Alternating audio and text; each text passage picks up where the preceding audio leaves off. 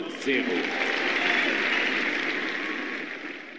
Bonjour à tous, je m'appelle Gaëtan de Matos, j'ai 17 ans. J'ai débuté le tennis à l'âge de 3 ans au tennis club de Franconville. Actuellement licencié au club de l'OSS, je suis classé 15-5. Mon meilleur classement fut 15-3 il y a 2 ans de cela. J'ai décidé de m'investir pleinement dans le tennis, puisque c'est ma passion de toujours. Je me donne pour objectif de monter 15-1 d'ici septembre 2020. Dans les années qui suivent, j'aimerais monter le plus haut possible au classement. Pour atteindre ces objectifs, je m'entraîne environ 4 heures au tennis par semaine, dont une fois individuellement et 2 fois physiquement. Mesurant 1m76 pour 75 kg, je me sers de ma vivacité et de ma puissance pour gagner des points en frappant fort du fond du court. Ce que je préfère au tennis, c'est déborder l'adversaire avec mon coup droit. Je suis également en classe de terminale ES. Obtenir mon bac et monter 15-1 serait pour moi l'aboutissement d'une année réussie. Afin d'identifier clairement les points faibles et les points forts et de définir les axes de travail de Gaëtan sur la saison sportive, je suis allé le voir lors d'un match fin octobre au tournoi de Margency. Il affrontait un adversaire classé 15-2. Celui-ci n'a pas souhaité que je me place en retrait pour filmer et a également souhaité que j'arrête la vidéo lorsque Gaëtan gagnait le match. Je n'ai donc pu prendre en vidéo que des séquences courtes, en début de match notamment. Ces bribes permettent tout de même de se rendre compte du profil et des capacités de mon joueur.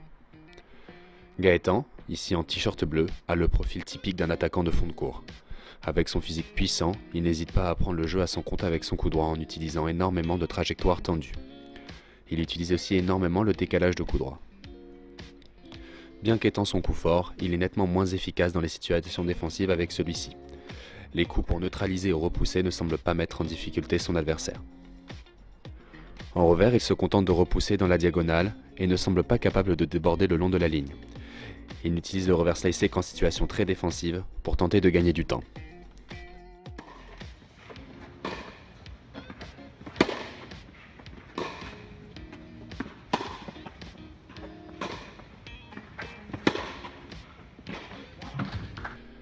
Je n'ai pratiquement pas vu de volée dans ce match. En effet, ces coups d'attaque sont des coups de finition en un temps, et non des coups de construction avec une volée derrière. Il amène donc systématiquement la faute ou le coup gagnant.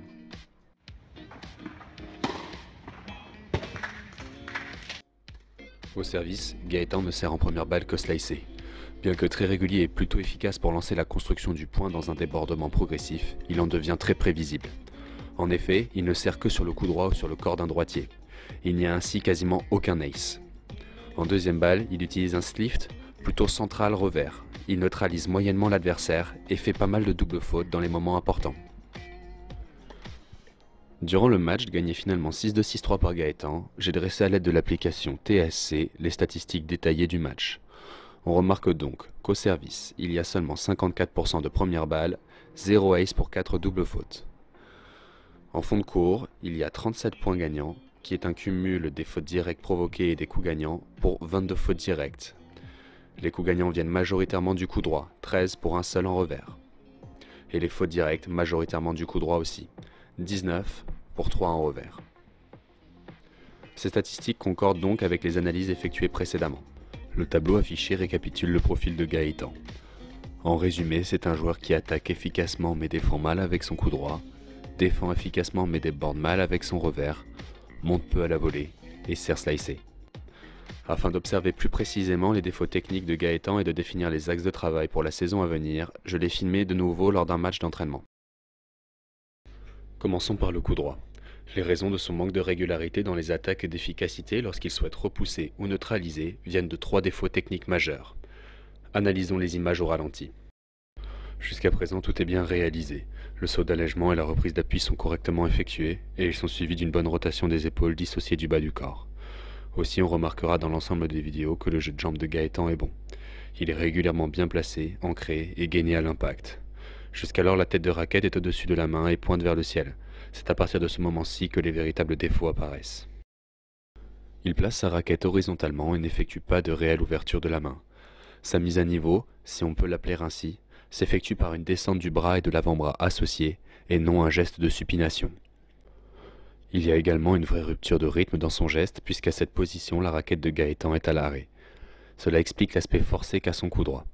L'ensemble de ces défauts amène un manque d'efficacité, aussi bien en position favorable que défavorable. Côté revers, le manque d'efficacité dans ses débordements et lorsqu'il a l'intention de jouer longue ligne viennent de deux défauts communs. En premier lieu, son plan de frappe est trop devant. Aussi, son action de la main gauche est quasiment inexistante. Il n'y a pratiquement aucune pronation de l'avant-bras gauche et très peu de traversées. Enfin, au service, Gaëtan manque de puissance et de précision pour trois raisons. Tout d'abord, il a un lancer de balle irrégulier dû à un trop grand nombre de gestes parasites et frappe régulièrement la balle à gauche. Ses épaules, ses hanches ainsi que son bras gauche effectuent des rotations durant la phase de lancer. Aussi, son bras gauche ne reste pas dans la direction du lancer de balle. Ensuite, son relais d'appui s'effectue avec un pied droit beaucoup trop à droite, ouvrant ainsi la hanche droite trop tôt, engendrant un manque de puissance. Enfin, l'action de pronation de l'avant-bras n'est pas maîtrisée. Le service à plat ne sera donc pas du tout efficace. Le tableau affiché reprend et détaille l'ensemble des capacités de Gaëtan vues précédemment. L'icône clignotante qui apparaît en bas à gauche signifie que le document est disponible dans le porte-vue devant vous. Dans ce tableau des capacités, on remarque en vert tout ce que Gaëtan est capable de faire, détaillé par secteur de jeu, par coup et par situation suivant qu'elle soit favorable ou défavorable. En rouge apparaît tout ce que Gaëtan n'est pas capable de faire. Les lacunes étant réellement limitantes, nous avons préféré, après concertation, nous concentrer sur un travail des défauts techniques plutôt qu'un renforcement des qualités. Une fois les axes de travail clairement définis, il a fallu les agencer dans le temps. Le tableau affiché représente la programmation annuelle résumée de Gaëtan. La version détaillée est également disponible dans le porte-vue. Le travail sur la saison a été découpé en 8 cycles. L'objectif principal de Gaëtan étant de monter en classement, une série de tournois durant l'été 2020 constituera l'événement majeur de sa saison. C'est durant cette période qu'il faudra maîtriser l'ensemble des objectifs tactiques et techniques mis en place à l'entraînement pour performer. Quasiment chacun de ces cycles se ponctuera par des tournois durant les vacances scolaires, moment où l'emploi du temps de Gaëtan s'allège. Aussi, à chaque cycle correspond son travail tennistique différent. J'ai décidé de vous présenter le travail effectué sur le service et le coup droit du cycle 4.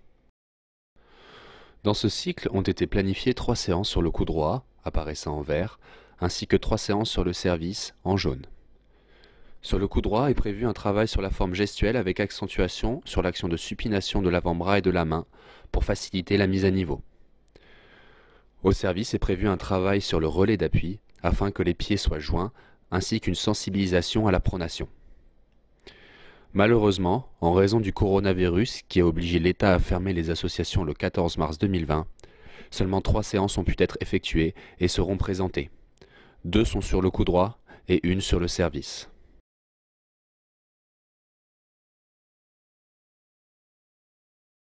Alors l'objectif, à la fin de ce cycle de travail, c'est que tu sois capable de repousser efficacement quelqu'un avec ton coup droit. L'objectif de cette première séance, c'est d'être capable de repousser sur une balle assez facile, dans la diagonale, au moins 2 fois sur 3. Pour arriver à réussir cet objectif qui est finalement tactique, on va mettre en place plusieurs moyens techniques. Le premier moyen technique qu'on va mettre en place, et ça va être le même sur tout le fil de la séance, c'est ce qu'on appelle la supination de ton avant-bras et de ton poignet, ce qui permet en fait de faire la mise à niveau.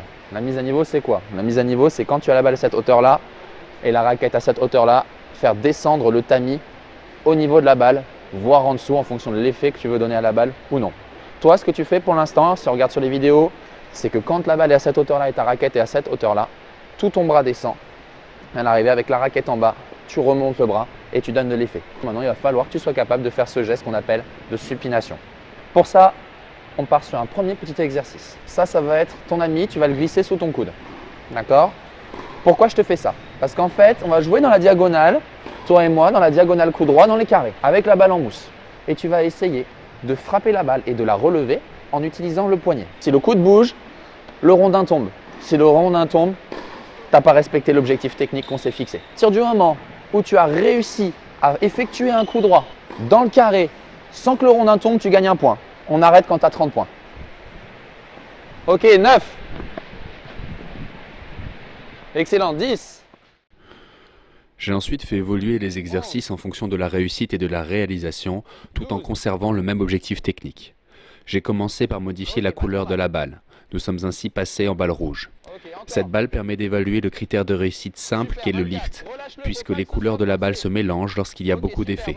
Cela est souvent synonyme d'une bonne supination et pronation. 26, excellent celui-là. Excellent celui-là. 27, super. J'ai ensuite enlevé la contrainte du rondin, mais en ai rajouté une autre avec la zone à viser.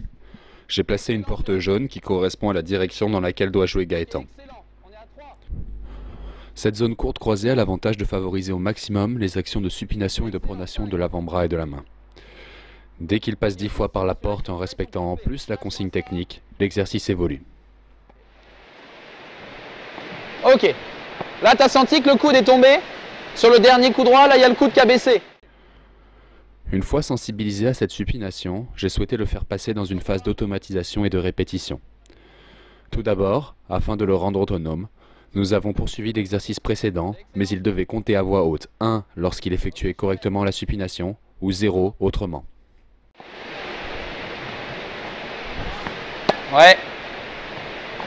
Ok. À 10 frappes dans la porte avec réalisation de l'objectif technique, l'exercice évoluait. Excellent, on est à 3. L'exercice suivant consistait à jouer sur une cible plutôt centrale, ici en rouge, et d'effectuer un court croisé lorsqu'il le souhaitait. Cet exercice ayant toujours pour objectif de faire sentir l'action de la main, qui varie suivant la direction et la trajectoire. Un système de bonus-malus a été instauré. Au fur et à mesure de la réussite, nous avons modifié le format de jeu pour se rapprocher, in fine, du format jaune. Ok, super celui-là, 3 sur 4. Super, tu vois, c'est super, ça c'est excellent la forme. Très bien, on est à 5 sur 6.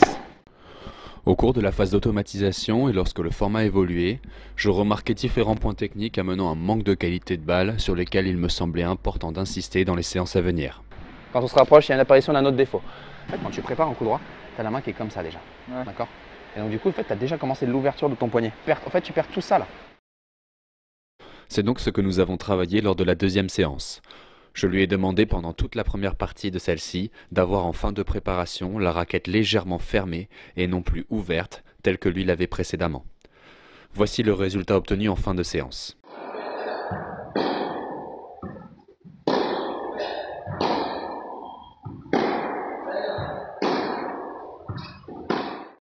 Il faudra désormais travailler le rythme et le relâchement en fin de geste. Enfin, la répétition pendant quelques semaines permettra une automatisation. L'objectif du bloc de travail de service était le suivant. Quand tu serres ce qu'on appelle la pronation, c'est-à-dire le T à 40A ou l'extérieur à avantage, tu n'es pas efficace. Tu n'arrives pas à déborder le mec ou à mettre un mec. Sur la première séance, l'objectif était de corriger le relais d'appui qui se faisait avec un pied droit revenant trop sur le côté.